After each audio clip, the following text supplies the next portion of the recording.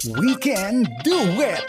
Programang hatid ay kwentong buhay na puno ng inspirasyon at aral mula sa ating mga kababayan worldwide.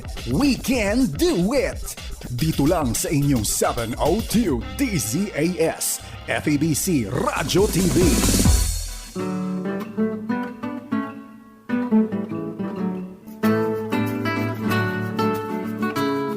Magandang araw po sa inyong lahat mga kaibigan na talaga hong ngiti-ngiti tayo dito dahil nagkakasama po ulit tayo. 30 minutes po itong palatuntunan natin and we're just excited. Kami po ang inyong mga kasama, Jonathan Mortiz. At Ate Maru Cepeda Javier. Yan, sa ating pong programang We Can Do It, right? Yeah. At alam mo Tan, we are always excited to be with our listeners and to be with you all who have been so faithful in joining us. Maraming salamat talaga sa inyo. Talagang you gave us life also to continue on with the ministry. Yeah, it gives us those exciting moments, exciting events sa buhay natin. And you know, kahit busy tayo, Ate Maru, every time nagkakaroon tayo ng programang ganito ng We Can Do It, mas lalong pinapaalala sa atin ng Panginoon, you really can do it. Through His strength. Wow.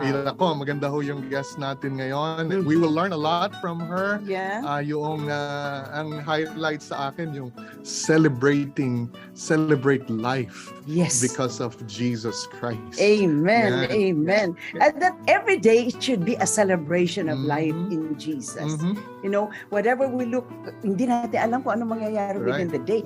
In fact, may nangyari na kanina at early morning, marami na nangyayari. But then, you know, you're here joining us. That means na paglabanan natin, na pagtagumpayan natin. Kaya we can do it. Yes, we can do it. Right. Alam niyo mga kaibigan, ang ating programang We Can Do It ay napapakinggan sa radyo 702 DZAS at ganun din sa Facebook Live. At syempre sa YouTube channel natin, 702 DZAS Radio TV, every Sunday ito, 6:30 in the evening. At ganun din sa ating mga TV viewers sa Channel 185 GCTV every Sunday, 6:30 in the morning. Yes, yan nga po ang ating palatuntunan. At Ate Maru, ngayon ay magkikwentuhan lang tayo. Oo nga, ikaw nga dyan. How was your trip? Well, dahil nga po sa gawain ng Panginoon ay lagi ho tayong napapabiyahe. Kung kayo po yung mga kaibigan ko sa Facebook, nakita po ninyo yung post ko doon na babiyahe na naman tayo sa Thailand. So, yun po yung August po yun. Habang nakikinig ko kayo sa programa natin po nung months ng August, ay ako po ay bumabiyahe naman. But the Lord is good, Auntie Maru. And it's tiring, yung jet lag, time differences, but no complaint. No complaint. Dahil ito ang pagkatawag sa atin ng Panginoon. And this is the fullest exciting moments in my life, you know. Nandun tayo sa gustong pagawa ng Lord sa atin. We are at the center of His will. And Ate Maru, ito ang hamon ko sa mga listeners natin. That's why we have this program. Hamunin natin sila na, have that desire to also be involved sa gawain po ng Panginoon. There will be balancing of priorities as well. Kasi, when I travel 2 weeks or more, hindi ko nakakasama misis ko. Yeah, that's right. I know it's hard for her. Nandun din po yung commitment ng misis ko na she's there, supportive to me sa mga ginagawa natin. So those are the things of realidad po yan sa buhay natin na iwi-weigh ho natin yan. Kaya ako kung maghahanap kayo na magiging partner nyo sa buhay. Ay, naku, pag-isipan nyo na mabuti. Your partner can break you or make you. Exactly. Yeah. Exactly. Kahit sabihin nating Christian, it's still the same. Definitely hindi the same kung hindi believer. Pero you have to weigh all those responsibilities at saka dapat nagkakaigi kayo, Yeah. nagkakaunawaan Mhm. kayo sa mga Mm-mm. commitments ninyo Yeah, sa that's buhay. right. Because Mhm. there's a lot of choices Mhm. in life. Yeah. But then hindi naman lahat perfect ang walk natin Right. with our partners in Mhm. life, ano. Mhm. But then because the Lord is at the center of the relationship, merong nagbibigay, o sige, pagbigyan kita, o kaya Right. pagbigyan mo naman ako, yung Yes. ganun tipo. Yes. So, nag-a-adjust Uh-huh. nag-a-adjust palagi. Well, we always say give and take, Mm-mm. no, Ate Maru, pero yung give and taking na yon ay with understanding na ito ginagawa natin ito dahil sa ito yung gustong pagawa sa atin ng Panginoon. Kasi may tendency yung give and take na sabihin natin, ako lang naman ang bigay ng bigay. Oo. You know, ikaw naman tanggap lang ng tanggap. You know? Well, you know, may understanding doon na pagka bumiyahe ako, mawawala talaga ako ng matagal. Pero pagbalik ko, gusto ko naman mag-invest ng oras sa misis ko. I still have to find that time na ligawan ng misis ko. Bigyan ng bulaklak. Right.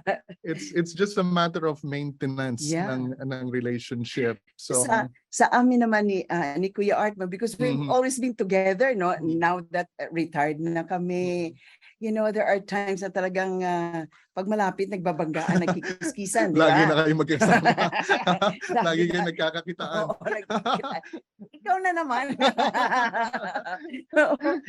But then it's just when you think of life and what has been done through you, doon ka thankful eh. You just have to have a thankful heart. Right. Whatever it is, no, you're going through, just at the end of the day, just thank the Lord. And ibahin ng Lord ang pag-iisip mo, yung attitude mo, and then it's not easy.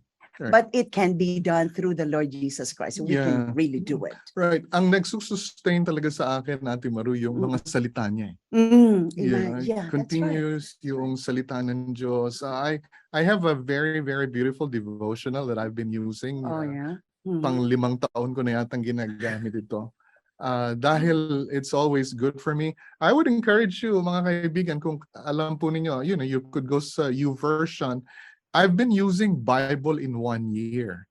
Yung Bible in 1 year, BIOY ho yan, ni Nicky Gambo. Every day. So matatapos mo yung Bible. Yeah, that's right. I'm always waiting for that. So, for 5 years, I've been finishing the scripture na continuously. So meron siyang scripture, Old Testament, actually Psalms or Proverbs. Tapos New Testament. And then Old Testament. Psalms, Proverbs, New Testament, and then Old Testament. Ang genius setup, napakaganda ng pagkagawa niya, is meron siyang theme for that day. And yung theme na yon, i-connect niya lahat doon sa binasa mong Psalms, binasa mong Proverbs, o binasa mong New Testament, at binasa mong Old Testament. Oh, that's It good. really connects. Kaya it's 1 year. Hindi ako nagsasawa kasi every day, merong topic na often, I mean, it's the Word of God. I'm enjoying reading the Word of God. And then at the same time, meron siyang commentary doon na it helps me. That sustains me sa salita ng Diyos. Kasi you have to dig in with the Word, right? And at the same time, tapos meron pang additional commentary na really fits me in that day. Oh, wow. How God will sustain it. So I'd like to promote that, honestly. Bible in 1 year ni Nicky Gambo. Siya po yung nagsimula ng Alpha. Actually, hindi siya nagsimula ng Alpha Ministry, Alpha Course. Pero siya yung na-popularize ito uli. Yung pagkagamit nila ng Alpha Course evangelism tool. But anyway, Kaya ko sinasabi yan kasi sa tayo pong mga naglilingkod sa Diyos, meron tayong mga sacrifices. And our wives, ang misis ko, understands that. Kaya kami ay lagi nag-uusap. Pagka sobra na akong busy, sasabihan na niya ako, sobra ka ng busy, wala ka ng time sa akin. It's a great reminder. It's a great reminder for me. And I need to be reminded by that. Pero again, I look at it as FEBC International.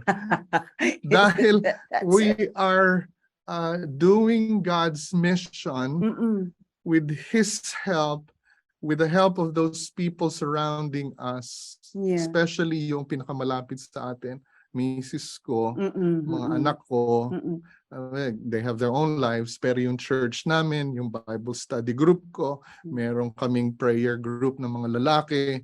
So I can easily email them or text them, hey bros, I have a concern, please pray for me. I'm struggling on this. So you have people that you can connect with habang naglilingkod ka sa Panginoon. Amen. Alam mo Tan, I'm blessed also because in our Bible study right now, we have started from the book of Genesis, from the very start. There are people na you can actually read the Word of God. Parang you're studying a history. Yes. But you are actually studying God because the Word is God in itself. And then doon ko nalalaman yung kasalanan from the time of Adam and Eve, ganon yung doon ko nalaman na yung hindi ka magsasubmit sa Panginoon. Yung sin that would always be there. Right. God demands full obedience. Yes. Obedience talaga. Pag sinabi niya, gawin mo talaga. Kasi hindi pwede yung dito ka lang konti dito sa right side na to o dito sa kabila. You're not gonna enjoy the fullest blessing of the Lord. Correct. Nandun yung haphazard, yung half-hearted tayo. Yeah, that's hindi right. Fullest, Yeah, and I found out that our mind should be connected to the mind of God when you read. Kasi mas lalo mo siya maintindihan. Right. And lalo, your heart should also be connected to the heart of God. And that's where I become closer and closer. And I said, there is no other way. That when God says it, you just have to obey it and believe it. Wow, sabi ko. From the very beginning, kasi kuminsan hindi taken for granted, but this is my first time to really go through the book. And we are now on Exodus na sa next time. Wow. Really nice. I enjoyed. Auntie Maru, I know you've read Genesis before. But that's the good thing with the scripture. It always has new meanings. Amen. It has always new life, giving life for us. That's Yan po ang FEBC International kasi mga naglilingkod po tayo sa Panginoon. Kayo rin ho, naglilingkod sa Panginoon. Hinahamon namin kayo maglingkod sa Panginoon. Yes. So let's just have a short break right now. And we'll be right back. Dito po sa ating program, We Can Do It!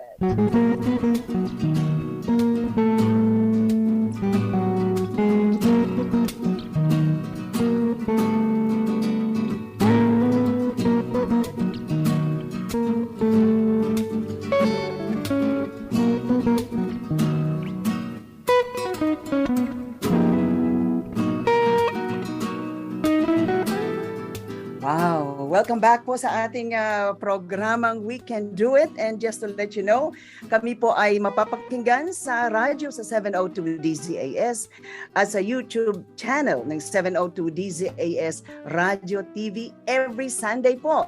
And thank you for joining us today. At ganun din of course sa ating mga TV viewers sa Channel 185 GCTV. Every Saturday naman, 6:30 ng umaga. Pero napapanood rin po tayo sa Facebook channel. Yeah, right. So nakakakitaan po tayo rito. That's true. Yeah. Okay, so we go into our special guest for today. Excited ako. Yeah, ito ay kinakapatid ko and the very first family that I've been in the family. They Alright. accepted me. Bagong Kristiyano pa lang ako noon. Wow. Siya po ay ninth child of the 16 Mhm. living children of Attorney Angel and Honey Lobaton. So parang ate ko rin siya. Oh yes. Yeah. Ate ko po siya, ate Oo. ko rin ho si Ate Maru, pero mukha ko kung mas Yes. matanda sa kanila. Okay.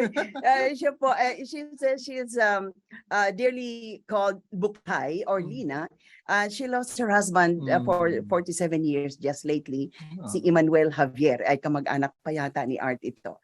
She's a mother of 3 children and 7 grandchildren. Mhm. Worked with top officials and prime movers of many private and government organizations in the Philippines.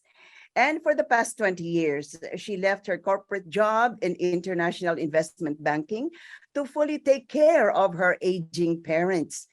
And this also led her to actively involved in caregiving as her business. She attended and graduated high school in my school also in 1970 from Negros Occidental High School, spent 2 years from Silliman University School of Journalism, and graduated in 1974 from La Salle College of Bacolod with AB Mass Communication. Wow. Wow. And right now, her recent passion is the Lobaton for Jesus movement, which she established in 2014, focusing in evangelism and discipleship programs in Negros Occidental. Wow, excited ako malaman to. Yes, let's welcome sa ating program po si Bukay or Lina Lobaton Javier. Yeah. Woohoo! Welcome, Hello. Lina. Yes, Kay, Thank you, welcome to the for program. inviting me to your program. Mm-mm. Quite a while that I've been doing a Q&A, pero God be praised. May this be a moment to celebrate God in our lives. Amen. Amen. Oo. Kaya alam ko, you belong to a very big family. And I was just wondering, ngayon na, so before, kasi we're all, Kristiyano tayo, ang dami-dami natin. I was just starting my Christian life, and I saw how your family talaga operates, and then, ang saya ng pamilya nito. Yes, yes. Parang palagi kung sa Ilonggo may pensyon, Ano yung palaging may parang fiesta Ayan, palagi. may fiesta. Kasi ang dami-dami talaga nila. Tsaka masaya, maraming pagkain palagi. So 16. Oo. 16, wow. Aside from the 19 16, actually, Jonathan. Mamang had 19. 19. First pregnancy was, the first aborted pregnancy was the first set of twins. And there was a live birth, premature at 5, and then there was a live birth. So that we consider that 3. So Yes, wow. yes. So 19. 19. Oh, wow. But we grew up as 16. Uh-huh. Mm-mm. Pero ano na yun? Village. Isang kongregasyon. Yes, yes, You can have a church of your own. yes. Pero Kai, we would like to know, you're the 9th child of the 16. Yes, You're the 9th child. But yes. how is it while growing up, learning Yeah. and living with a Christian family with so many personalities to adjust to? How did you? So Ate Lina, it takes a village to raise a child, right? So ito, typical And I village. agree to that. Sige. And this well, Literal alam po. mo, Tongga, Maru, I love you that all these years you've never aged. Mm, Always Well, look pretty glory and to God. blooming for the Lord. Thank God for that. Oh, Anyway, yes. you have been a first-hand testimonial of how we operate as a family. Yes. Papa was the provider. We call him the only Carabao in the family because he was one making money. And Mamang was the chief operating officer of the Lobaton Family Corporation. So at an early age, Mamang really taught us housekeeping. Mm. So wala kami maid, walang makatagal sa amin na maid kasi ang dami namin. So that, and then he always taught us the value of hard work. Mm. Now, if we want something, we have to work hard for it. Mhm. And then she taught us, Mapang and Mamang taught us that there are privileges and benefits in a big family, but there are also responsibilities. Right. Mhm. So they always promise nga, we promise to give you what you need. And what we needed was a house, clothing, food, shelter, and education. And most importantly, the love of God. And the rest is up to you because knowledge is power. No one can take that away from you. Mhm. So, mahabang table namin, Jonathan, 16 kami. Diba? So sino po nagluluto? Kayo? Si Si Mama. Mamang. Si Ah. Mamang. So ang luto ni Mamang ganyan. Oo, ang kain namin, Jonathan, isang kaban, isang linggo. Oh, wow. Isang Oo. kaban lang pa yan. Kasi hindi pa sila satisfied sa 16 children, nag-adapt pa sila ng ibang pinsa namin from Sagay who wants also to go to school. That's Yeah. amazing. We grew up with about 5 or 6 cousins who lived with us, who we treated as brothers. Mhm. The value of sharing and caring was non-negotiable. It was really taught to us at an early age. Right. I recall, Jonathan, wala kaming bagong gamit except na sa birthday namin or probably graduation, not even Christmas. Mhm. We were taught to be contented and be appreciative of hand-me-downs. Unlike our present children now, hindi sila pwede ng thrift shop. Tinatapon lang nila. Dati, hindi. Maski gusit-gusit, Mamang would always sulsi it para na talagang maano namin. So we appreciated that at an early age. Atilina, question. And ang value system nyo talagang base na sa Christian values? Dahil lumaki kayo sa Christian home? Oo, kasi si Papang, bata pa siya na he got to know the Lord through foreign missionary na si Lola May Coggins. So, Papang noon. So, pinadala siya ng lola ko, sarado katoliko si Papa at si Mama. So, when he grew up, he really loved the Lord through Lola May Coggins, who became our surrogate grandmother. And who really mentored Papang in the Christian faith. Papang always has this picture of Jesus in his steps. And he said there, what would Jesus do if he were in my place? Forever na siya. Yun ang kanyang mga hallmarks of his personal faith. And he passed it on to us. Kai, could you share what was the turning point in your life that personally, you know, you turned over your life to Jesus? That's true. What was the turning point? Maaga pa ako, kasi Papang and Mamang really taught us to love the Lord with all our hearts. So, alam mo, madali lang yan. Pag nasa high school ka, alam mo yun, memorize mo yun. Pero as you grow old, that is where you internalize the lesson of loving God. And I was in high school when I really got to love the Lord with all my heart. And then from then on, I was just like, sabi nga nila sa akin, I was running 120 miles an hour ever since I was in elementary. Pagka-graduate ko, first year high school pa lang ako, parang banik daw ako. Live wire. Papa taught me to be multitasking. Sabi niya, habang nagpapahinga ka, magtrabaho ka. Can you reconcile that, Jonathan?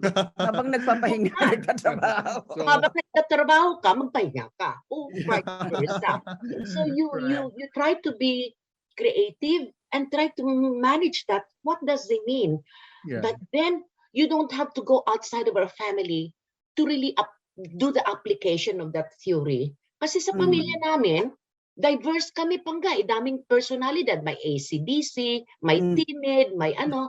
So you have to go through that process of applying all the lessons in God's word.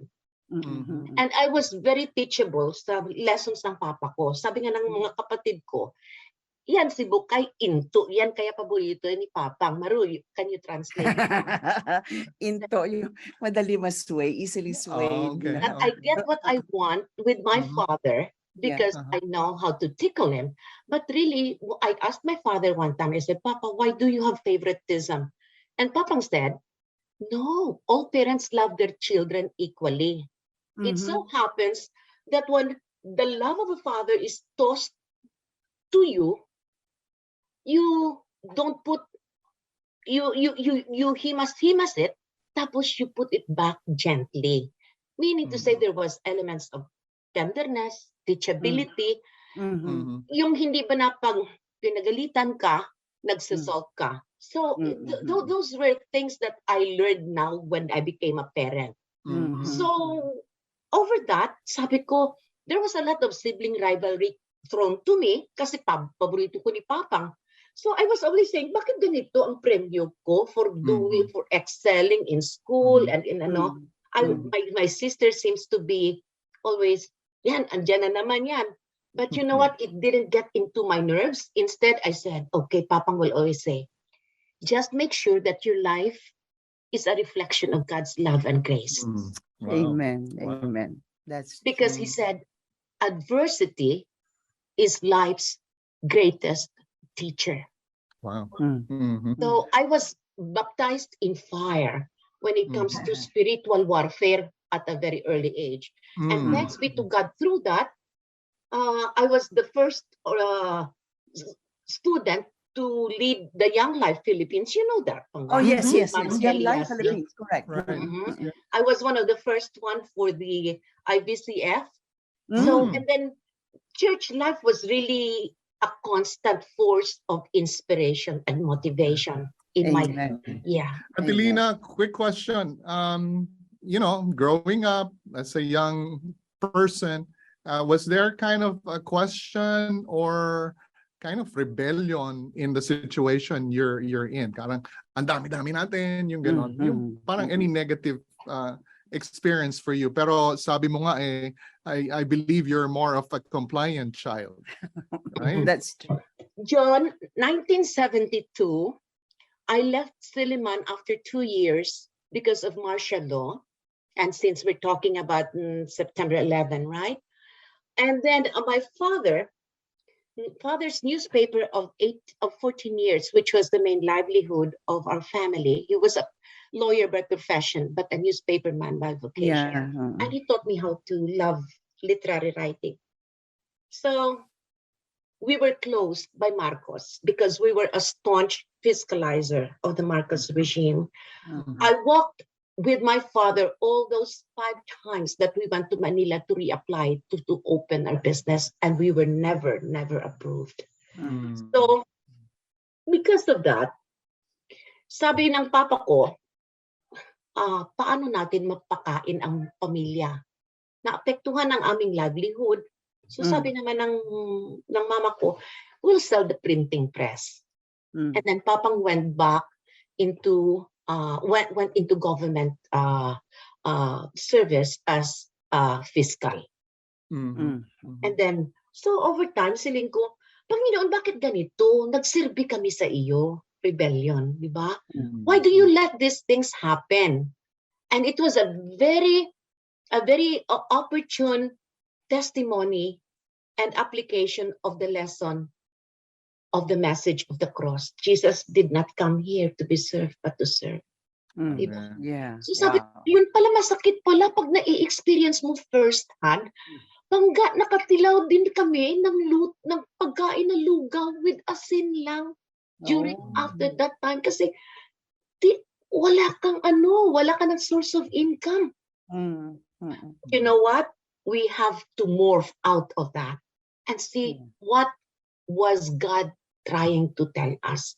Then my mother went to the States, and then after that my father, and we migrated to the Americas. The Americas. Oh wow.